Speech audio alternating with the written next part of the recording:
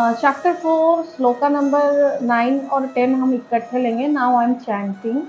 जन्म कर्म च मे दिव्यम एवं यो वेत्ति तत्त्वतः त्यक्त्वा देहं पुनर्जन्म नैति मामेति सोऽर्जुन।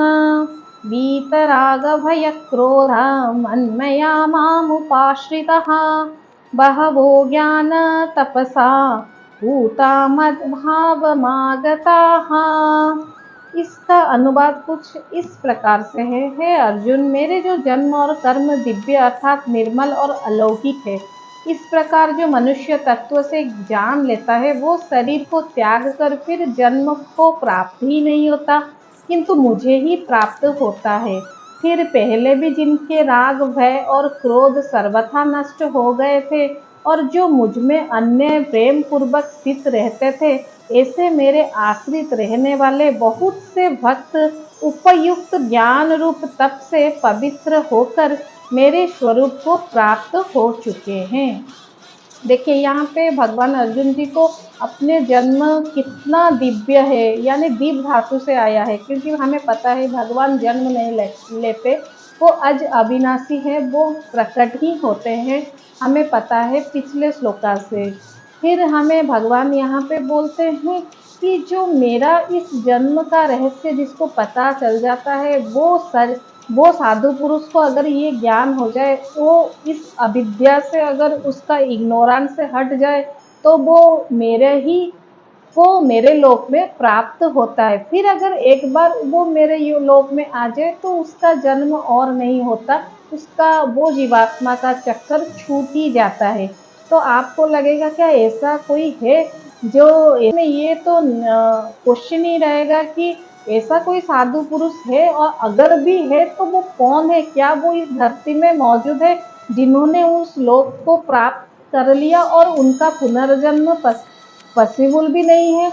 तो हाँ, इसका आंसर यस, ऐसे साधु पुरुष हैं। हम देख सकते हैं रमण महर्षि हो, उन्होंने अपने कामना को बस में रख के अपना जन्म यहाँ पे लोक कल्याण के लिए किया। उनका कभी भी पुनर्जन्म नहीं हुआ, क्योंकि उन्होंने ज्ञान जो है ना उसी के दौरान प्राप्त कर लिया, कैसे उस भगवान के लोक में, नारायण के लोक में जाना है। तो उसका क्या है, क्या हो, भगवान की कृपा रहता है उन साधु महापुरुषों को, क्योंकि उन्हें वो लोग को प्राप्त हो जाते हैं। तो यहीं पे भगवान इस श्लोका में, कितना ब्यूटीफुल श्लोका है, जहाँ पे भगवान बोल रहे हैं कि तुम जो मनुष्य हो ना, तुम्हारे अंतर मन में ये 3 चीज का ट्रीटमेंट होना ही चाहिए। इसमें राग होना है, लेकिन भगवान बोलते हैं जहाँ प्यार है वहाँ कष्ट आना स्वाभाविक है। आप संबंध में रहो लेकिन राग से परे रहो।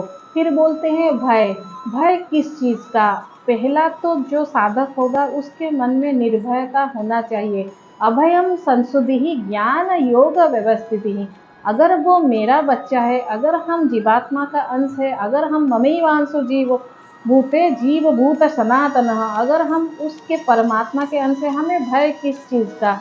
क्योंकि अगर हम बाजार में गए, अगर हमारे पास पैसा है तो हम सब खरीद सकते हैं, अगर कुछ ना खरीदे तो उस पैसे में ही खोट है ना। तो वैसे ही अगर हम उस जीवा, इससे आपका भय दूर होगा। फिर होता है साथ लास्ट में जो अंतिम है क्रोध। हाँ, ये थोड़ा डिफिकल्ट है आगे, कि सबके अंदर क्रोध हमेशा हर क्षण आ जाता है, इससे जय करना थोड़ा मुश्किल है। लेकिन अगर आप थोड़ा उसमें मनन चिंतन और उसमें थोड़ा उत्साह करके बलपूर्वक अगर आप इसमें प्रयास करोगे तो निश्चित ही आप इसको भी क्या कर जाओगे, जय कर जाओगे। क्रोध तो हमें हर चीज़ में आता है। चाय में चीनी नहीं है, क्रोध। करी में मसाला नहीं है, क्रोध। में अगर थोड़ा क्राउड ज़्यादा हो गया तो क्रोध। इतना गर्मी क्यों लग रहा है, इसके लिए प्रकृति के ऊपर क्रोध। इतना बारिश हो गया, इसके लिए क्रोध। तो क्रोध तो हमेशा जैसे सर के ऊपर, नाक के ऊपर हमेशा रहता है। तो इसको आपको आपके प्रकृति के अनुसार इसको कम करते करते इसको जीतना है, ये भगवान कहते हैं। आप इस तीनों शत्रु को अगर पराजित कर लो तो स्वतः आप परमात्मा के आसपास रहोगे। इससे क्या होगा? भगवान बोलते हैं इससे ये होगा कि तुम्हें मेरी कृपा प्राप्त होगा। तो आप सोचेंगे क्या भगवान पहले से कृपा नहीं करेंगे अगर ये 3 फैक्टर मेरे में ना रहे?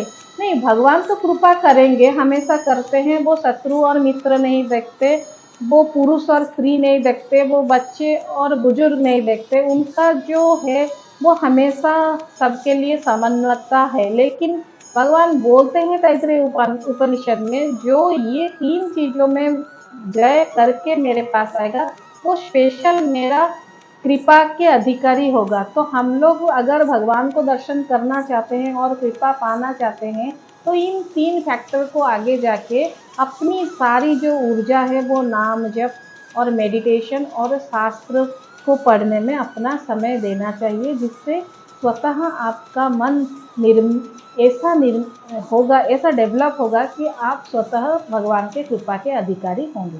धन्यवाद।